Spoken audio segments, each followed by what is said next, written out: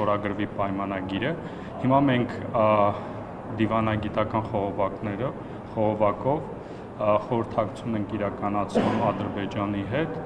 խաղաղության պայմանագիրը ստորագրելու համար։ Ինչպես են արձագանքում, ինչ-որ նոր նախապայմաններ են առաջ բերել, ի՞նչն է խանգարում։ Մենք շարունակում ենք աշխատել, որպեսզի խաղաղության պայմանագիրը ստորագրենք, որովհետև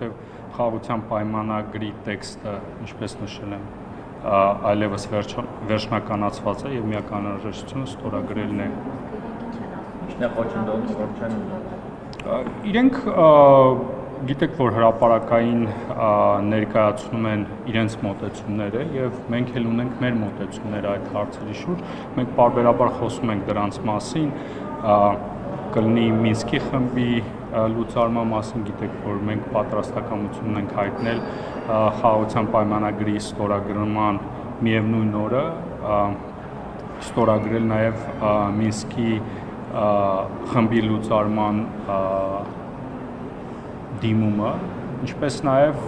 սահմանադրության մասով գիտեք Հայաստանի Հանրապետության դիրքորոշումը։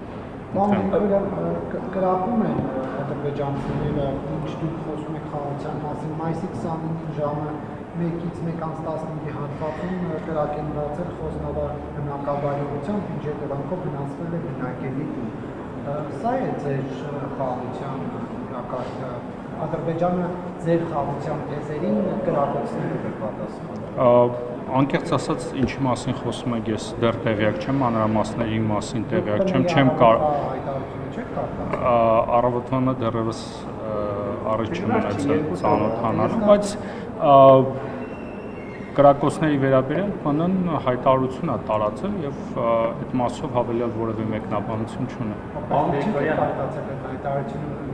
Չէ, ասում եմ հայտարարության մասում մեկնաբանություն չունեմ, Պաշտպանության նախարարությունը հայտարարություն է տարածել։ Խոսենք, դուք խոսում եք նկատի ունեմ իշխանությունը խաղաղության մասին, բայց ամեն անգամ խաղաղության արված հայտարարությունների պատասխան Ադրբեջանը կրակոցներով է պատասխանում, սա ինչպես եք մեկնաբանում, Սահմանային միջադեպերի հետաքննության մասով էլ գիտեք, որ մենք Ադրբեջանին առաջարկել ենք, որպեսզի սահմանային միջադեպերի հետաքննության մեխանիզմ ստեղծենք, հետաքննենք տեղի ունեցող միջադեպերը։ Տեսեք, հայկական կողմը ինչ-որ ձեր պատասխանում է, թե մենք պարզապես այդ կրակոցները վերցնողներն ենք և վերջ։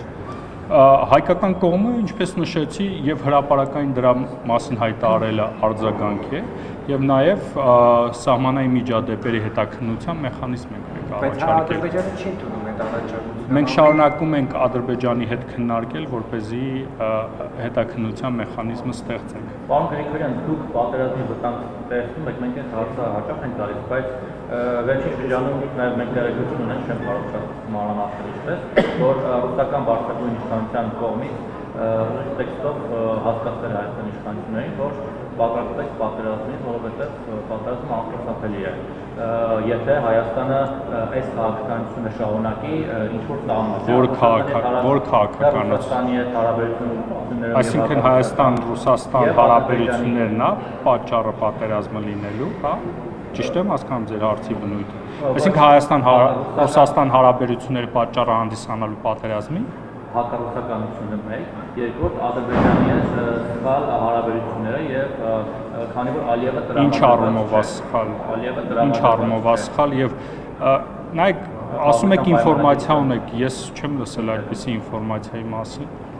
Չգիտեմ ինչի մասին եք խոսում, չեմ կարող մեկնաբանել մի բան, որի մասին չեմ լսել, դուք ասում եք չեք էլ կարող պարզաբանել։ Ռուսաստանը, եթե Ռուսաստանի դաշնությունից այդպիսի ինֆորմացիա կա, երևի ճիշտ լինի հրապարակային ասել դրա մասին։ Հյուպատոսարանը ապանունը չբացվեց, որովհետև Լավրովի այցի ժամանակ ենթադրվում է, որ պետք է նաև Ռուսաստանի հյուպատոսություն բացվի կապանում, բայց այդպիսի բան չէր ենթադրվում։ Այդպիսի հայտարարվելա, որ հայտարարվելա, որ բացվելու է, այդպիսի հայտարարություն չի եղել, որ բացվելու է։ Ինչպես չի եղել, նախարարի տեղակալի մակարդակում է եղել, որ ասվելա, որ Սերգեյ Լավրովի այցին բացվելու է, չէ, այդպիսի բան չի ասել, ամենայն հավանականությամբ ասվելա քննարկվելու է։ Եվ քննարկվել է։ Ընդամենը մի քանի օր անց հայտարարվեց, որ Ֆրանսիան է հյուպատոսություն բացելու գորի։ որովհետև Ֆրանսիայի հետ այդպիսի պայմանավորվածություն է ձեռք բերել։ Իրանի հետ էլ այդպիսի պայմանավորվածություն ձեռք բերել, ինչպես նշվել է, նախապես նշվել է, չէ՞ որ քննարկվել է այդ հարցը։ Պատերազմի ռիսկի մասով չասացիք, պարոն Գրիգորյան, դուք պատերազմի ռիսկի մասին դուք հղում եք կատարում Ռուսաստանի Դաշնությանը ձեր աղբյուրների։ Հայաստանի Հանրապետության վարչապետը հայտարարել է, որ պատերազմ չի լինելու, խաղաղություն է լինելու տարածաշրջանում, եւ մենք շարունակել ենք աշխատել այդ ուղղությամբ։ Ինչ էիք ասում։ Ռուբիոյի հայտարարությունը, հա, որ Ամերիկան տեսնում է վտանգ հակամարտության սրման եւ փորձում են ինչ-որ քայլեր ձեռնարկել, նախորդ շաբաթ էր այդպիսի հայտարարություն։ Նայեք, ավելի ճիշտ կլինի պարոն Ռուբիոյի հայտարարությունը հենց ինքը մեկնաբանի, հա։ Կարծում եմ հնարավորություն կա, նախկինում մեր լրատվամիջոցները հնարավորություն են ունեցել պետդեպարտամենտից մեկնաբանությունը ստանալ։ Այլ իրավիճակը, երբ որ Ամերիկան է նման հայտարարություն անում, Ամերիկան ունի իրավիճակի իր գնահատականները, մենք ունենք իրավիճակի մեր գնահատականները, երբեմն կարող են այդ գնահատականները համընկնել, երբեմն կարող են չհամընկնել։ Եվ վերջին հարցը, ինչ եք կարծում, որ փուլում ձեր իշխանությունը կընդունի, որ Ադրբեջանի այդ բանակցությունները ձախողվել են, փակուղում են եւ խաղաղության պայմանագիրը չի ստորագրել, թե չէ հավերժ ասել, որ բանակցում ենք եւ պատերազմի վտանգով ժողովրդին սպառնալը որքանով է ճիշտ։ Ինչը, բայց այդ ձեր հարցի իմաստը չհասկացա, ինչ է նշանակում, երբեք դուք ընդունել։ Ինչ է նշանակում, երբեք մենք մեր խաղաղության օրակարգով չենք խաբել։ Մենք մեր խաղաղության օրակարգով չենք խաբել։ Դուք խաղաղություն ասելով ինչ եք հասկանում, ինչ եք ուզում որ լինի։ Նայեք, միջադեպ եղել է, միջադեպի մասով մենք շարունակում ենք աշխատել, կշարունակենք աշխատել Ադրբեջանի հետ, բայց նաև ես ուզում եմ նշել, օրինակ, սահմանազատման գործընթացը։ Հիմա եթե միայն այդ կետի մասով եք նայում իրադարձությանը, նայեք սահմանազատման գործընթացին։ Սահմանազատման արդյունքում հիմա մենք ունենք 12.7 կիլոմետր սահմանազատված հատված, եւ նաեւ հավելյալ նաեւ սահմանային գիծ, որտեղ երկու կողմում էլ գտնվում են սահմանապահ զորքերը եւ վերջին 5 տարվա ընթացքում որևէ միջադեպ չի եղել,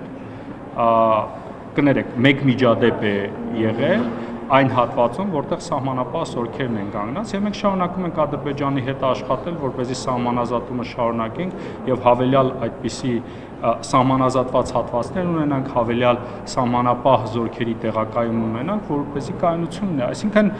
նայեք,